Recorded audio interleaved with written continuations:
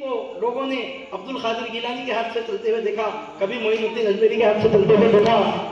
امام مہدی کا زمانہ ہوگا، کشتی چلتی رہے گی، وہ نوح کی کشتی تھی میرے بھائی، چند دن چل کے رک گئی۔ یہ محمد رسول اللہ کے اہل بیت کی کشتی ہے، مولا کائنات کی ولادت سے چلی تو امام مہدی کے دور تک چلتی رہے گی۔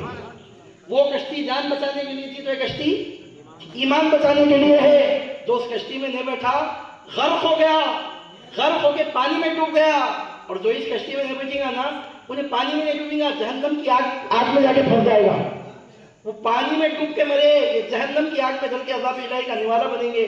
وہاں بھی ایک کشتی تھی، یہاں بھی ایک کشتی تھی۔ سرکار صلی اللہ علیہ وسلم نے اعلان فرمایا، مکے کو ابراہیم نے حرم بنایا تھا، مدینے کو میں حرم بنا رہا ہوں۔ سبحان اللہ۔ حضور نبی کریم صلی اللہ علیہ وسلم نے ابراہیم علیہ السلام کا نام لے کے بتایا دنیا کو، ابراہیم اگر جہاں خدا کا گھر کعبہ پہلے سے موجود ہے وہاں جا کے حرم بناتے ہیں، تو میں ایسی جگہ کو حرم بنا کے دکھاؤں جہاں نہ کعبہ ہے، نہ حجر اسود ہے، نہ زمزم ہے، نہ مقام ابراہیم ہے، نہ صفا ہے، نہ مروہ ہے، نہ وہاں وقوف عرفہ ہوتا ہے، نہ خیام مزدلفہ ہوتا ہے، نہ جمرات ہیں، نہ کنکریاں ماری جاتی ہیں، نہ حلق کروایا جاتا ہے، نہ طواف ہوتا ہے، نہ عمرہ ہوتا ہے، نہ صحیح ہوتی ہے۔ جہاں میں جا کے بیٹھ جاؤں اس مقام کو حرم بنا کے دکھاؤں کہ تیری نظر اٹھے گی جدھر جدھر میخانے بنیں گے ادھر۔ سبحان اللہ۔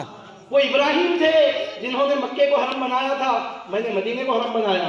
عزیزان محترم، اس طرح حضور نبی کریم صلی اللہ علیہ وسلم نے شانوں کا بیان فرمایا۔ میں وانٹیڈلی میسج دینے کے لیے بات آپ کے سامنے بول رہا ہوں، بات نکلی ہے تو درمیان میں سرکار صلی اللہ علیہ وسلم نے فرمایا، میرے اہل بیت کشتی نوح کے مانند ہیں، جو بھی کشتی میں سوار ہو گیا، من رکبہا نجا، جو کشتی میں سوار ہوا نجات پا گیا، ومن استخلف عنہا فہلک، اور جو اس کشتی سے چھوٹ گیا، نہیں بیٹھا، اس میں ہلاک ہو گیا، او کما قال صلی اللہ علیہ وسلم۔ ہو سکتا ہے کہ لفظ آگے پیچھے ہو رہا ہے، اللہ علیہ وسلم، اللہ معاف کرے، میں خلاصہ مفہوم پیش کر رہا ہوں آپ کے سامنے کہ جو اس کشتی میں سوار ہو گیا نجات پا گیا، جو اس سے پیچھے رہ گیا وہ محروم رہ گیا۔ عزیزان محترم، وہ کشتی کون سی ہے، کہاں نظر آتی ہے وہ کشتی، آپ کو میں بتاؤں۔ وہ کشتیاں اس وقت کرنول میں چل رہی ہیں، پورے آندھرا پردیش میں چل رہی ہیں، پورے ساؤتھ انڈیا میں، پورے انڈیا میں، پوری دنیا میں چل رہی ہیں۔ وہ کشتی ایک نام سے نہیں چلتی، کئی ناموں سے چلتی ہے۔ آپ سمجھ رہے ہیں وہ کشتی کیا ہے؟ اس کشتی کو کوئی سلسلہ خادریہ کے نام سے پہچانتا ہے، سبحان اللہ۔ اس کشتی کو کوئی سلسلہ چشتیہ کے نام سے تعارف کراتا ہے۔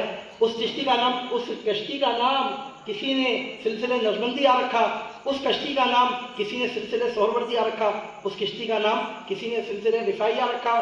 درمیان میں رک کے میسج دے کے آپ کو بے مقصد ختم کرنے کے بجائے بات کو بامقصد بتا کے آپ کے سامنے بات پیش کر رہا ہوں۔ اس کا صاف سیدھا مطلب یہ ہے کہ اگر خدا نخواستہ نعوذ باللہ اگر آپ کسی سلسلے میں داخل نہیں ہیں، کسی ہر سلسلے میں داخل ہو جائیے، یہ مطلب ہے۔